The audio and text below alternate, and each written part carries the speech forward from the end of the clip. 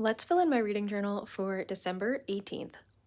Today, I finished a book, The Burning God by R.F. Kuang, so I am coloring it in on my reading calendar. I did not finish A Curse of Ashes, so I am just extending the line for that one. Moving on to my pages read tracker, I am writing down that I read 183 pages of The Burning God and 116 pages of A Curse of Ashes. The Burning God is book 3 of the Poppy War trilogy, and while I am not a fan of that trilogy, I am very grateful that I finished it in 2025. And as you can also tell by my bar graph, today was a really great reading day, and in fact, it was the second best reading day in all of December so far. After I label the bars on my bar graph, I flip forward to my Year in Pixels tracker and write down that I read 299 pages today.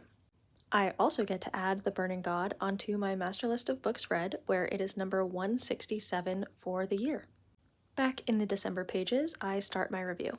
I rated this book 2.5 stars.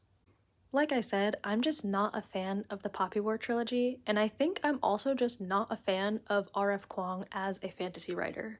There's something about her word choice and her sentence structure that just does not lend itself to the fantasy genre. She has a really passive voice that made all of the important events of this book feel like they were just glossed over. Even the ending, which most people say is a huge tearjerker, I just felt nothing. Even though I did not like this book, I'm very happy it's finally crossed off my TBR. That's all for today, but I will see you tomorrow.